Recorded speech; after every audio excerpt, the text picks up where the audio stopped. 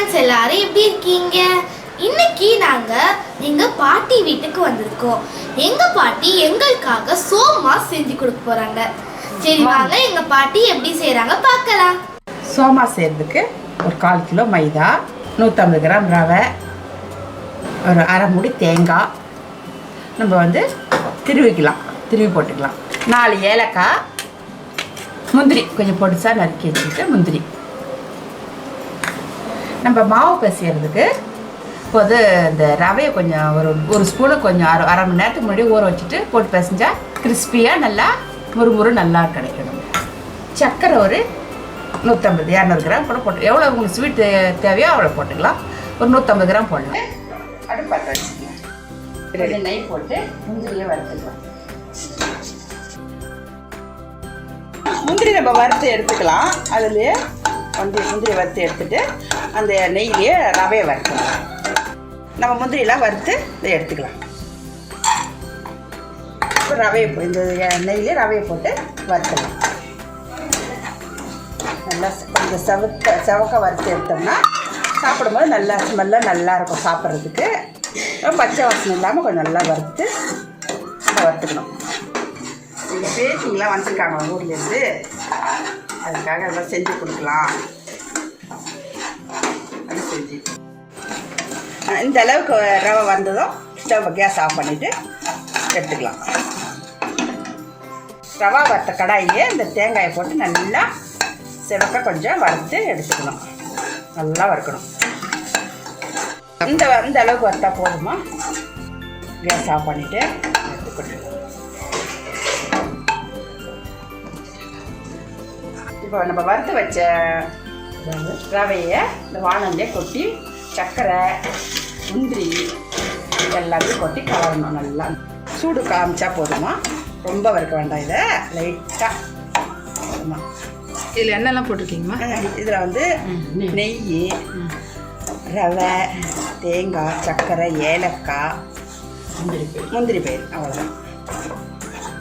இதெல்லாம் போட்டு நல்லா வறுத்து வச்சுட்டு இது உள்ளே வைக்கிற பூர்ணம். இது இப்போ நம்ம மைதா மாவு பிசைஞ்சு செய்ய போகிறோம். அதுக்கு இது உள்ளே வச்சு பூர்ணம் ரெடி ஆயிடுச்சு. உள்ளே வைக்கிற பூர்ணம் ரெடி ஆயிடுச்சு. நம்ம ஸ்டவ் ஆஃப் பண்ணிடலாம். அவ்வளோதான். நம்ம சோமா செய்கிறதுக்கு மைதா மாவு பிசைஞ்சிக்கலாமா. ஒரு 1/4 கிலோ மைதா எடுத்துருக்கோமா. அதில் ஒரு 2 ஸ்பூனு ரவையை ஃபஸ்ட்டு நல்லா ஊற வச்சிட்டோம்னா நல்லா நம்மளுக்கு முறுமுறுன்னு கிடைக்கும். அதனால் அது கொஞ்சம் போட்டுட்டு ஒரு அரை ஸ்பூன் உப்பு போட்டு நல்லா கட்டியாக பிசைஞ்சணும் மாவை. பூரியை விட கொஞ்சம் பூரிக்கு தேவையில்லை மாவு, அதை விட இன்னும் கொஞ்சம் கட்டியாக இருந்ததுன்னா நம்மளுக்கு சோமாஸ் நல்லா முறுமுறுன்னு கிடைக்கும். இந்த அளவுக்கு மாவு வந்துடுங்க. இந்த அளவுக்கு மாவு கட்டியாக இருந்தால் போதும். இந்த அளவுக்கு பிசைஞ்சு எடுத்துக்கணும் மாவை. நம்ம இப்போ சோமா செய்கிறதுக்கு மாவை திரட்டிக்கலாம். மெலிசாக நம்ம தேய்ச்சோம்னா மாவு பிசைஞ்சு ஊறணும் அவசியம் கிடையாது. அப்படியே பிசைஞ்சு கூட நம்ம அப்படி உடனே செய்யலாம். கொஞ்சம் மெலிசாக தேய்ச்சிங்கன்னா நல்லாயிருக்கும். ஒரு 2 ஸ்பூன் அளவுக்கு வச்சுக்கலாம். இந்த பூர்ணம் வச்சுட்டு இந்த மைதா மாவு திரட்டி பூர்ணம் அது உள்ளே வச்சுட்டு லைட்டாக தண்ணி தொட்டுச்சுன்னா பிரியாமல் இருக்கும். எண்ணெயில் போகாமல் நல்லாயிருக்கும். இல்லைன்னா பிரிஞ்சிடும். அதனால தான் லைட்டாக தடவுனா போகுது தண்ணி.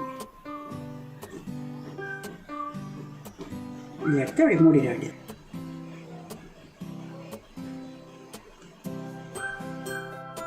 இப்படி மடித்து விட்டிங்க. பூர்ணம் வெளியில் வராமல் நல்லாயிருக்கும். பார்க்குறதுக்கும் அழகாக இருக்கும். சோமாஸை பொரிச்சு எடுத்துடலாம். எண்ணெய் காஞ்சிச்சு. நம்ம இப்போ சோமாஸை பொரிச்சு எடுக்கலாம் எண்ணெயில்.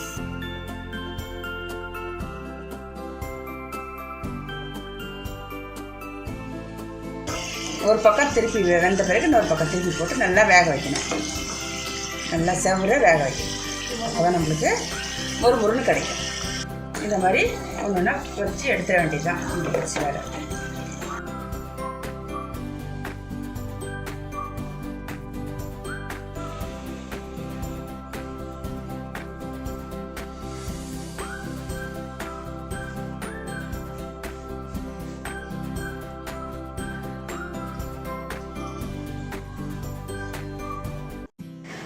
எங்க பாட்டி செஞ்ச சோமாஸ் ரெடி ஆயிடுச்சு. இப்போ நம்ம சாப்பிட்டு பார்க்கலாம்.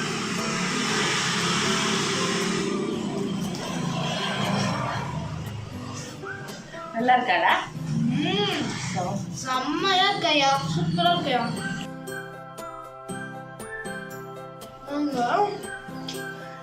இந்த மாதிரி சோமாஸ் நான் சாப்பிட்டதே இல்லையா, சூப்பரா இருக்கியா. பார்த்துக்கோங்க எப்படி இருக்கு? சூப்பரா இருக்கு, டேஸ்ட்லாம் பயங்கரமா இருக்கு. வந்து மொறு மொறுன்னு டேஸ்டியா இருக்குங்க. இந்த மாதிரி ரெசிபி வந்து நீங்க கண்டிப்பா உங்க வீட்டில் ட்ரை பண்ணி பாருங்க. சூப்பரா இருக்கும், சூப்பரா வரும். இந்த வீடியோ உங்களுக்கு ரொம்ப பிடிச்சிருக்கும் நாங்க நினைக்கிறோம். இந்த வீடியோ உங்களுக்கு ரொம்ப பிடிச்சிருந்தா தேங்க்யூ ஃபார் வாட்சிங். Like and subscribe. Bye by.